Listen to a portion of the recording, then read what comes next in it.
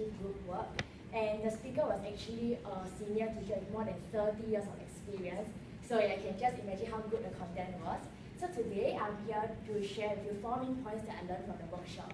Alright, so firstly, to organize effective group work, it is not enough just to tell them what to do during the group work.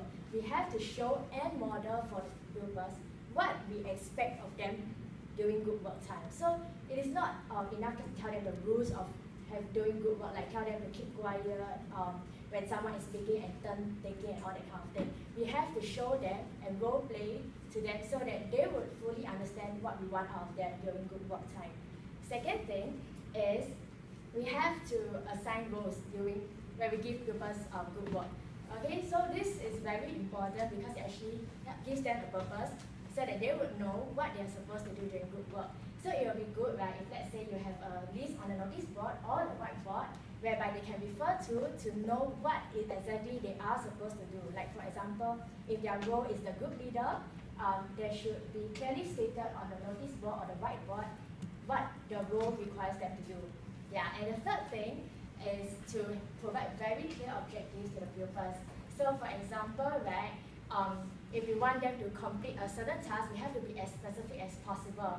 This is so as to allow the pupils to know what they are supposed to achieve at the end of the group work session, so that they will not be wasting time trying to figure out just what the teacher is trying to expect of them. So yeah, that was the third thing. And the fourth point, which I found that it was really helpful, is actually she said that even with all the above strategies in place, like sometimes pupils may not work together as well as we want them to. So she gave a very good suggestion, which was to play a decision game. So how this game works, right, is very simple. Okay, so every group has to come to a common decision within 10 seconds. And your job as a teacher is to actually just give them a topic of interest. For example, I would say your favorite color. And within 10 seconds, they have to discuss and come together to raise their hands and say the correct answer.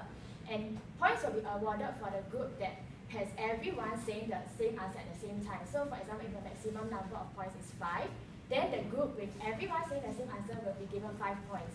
While if one person says a different answer, then the group will be only awarded 4 points, and so on. So this is very useful because it splits out the process of them understanding how they should work as a group to come to a common decision. So this is really very useful because I tried it in my class yesterday and it really helped to speed up the process of them working as a group. So yeah, I urge all of you to do the same thing. Thank you. Yes.